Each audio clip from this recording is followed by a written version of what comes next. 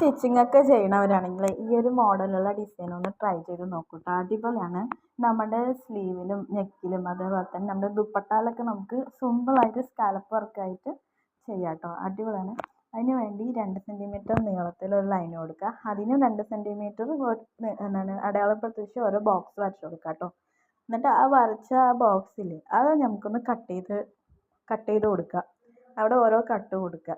അപ്പോൾ ഇത് നമ്മൾ ചെയ്യുമ്പോൾ എന്താണ് സ്ലീവിനൊക്കെ ചെയ്യുമല്ലോ ഇങ്ങനെ മടക്കി വെച്ചിട്ട്. അപ്പോൾ മടക്കി വെച്ചിട്ടാണ് നമ്മൾ ഈ അടയാളപ്പെടുത്തുന്നതും ഇങ്ങനെ ബോക്സ് വരയ്ക്കുന്നതും കട്ട് ചെയ്ത് കൊടുക്കുന്നതും കേട്ടോ. അപ്പോൾ ഇങ്ങനെയൊക്കെ കട്ട് ചെയ്ത ശേഷം അതൊന്ന് നിവർത്തുമ്പോൾ നമുക്ക് ഇങ്ങനെ എല്ലാവിടെയും എല്ലാ ഭാഗത്തും ഇങ്ങനെ കണ്ടോ കട്ട് ചെയ്ത് കിട്ടും കേട്ടോ. നെക്സ്റ്റ് സ്റ്റെപ്പ് എന്താണെന്ന് വെച്ചാൽ ഇത് നമ്മൾ ഒരു കോൺ ഷേപ്പിൽ മടക്കുക.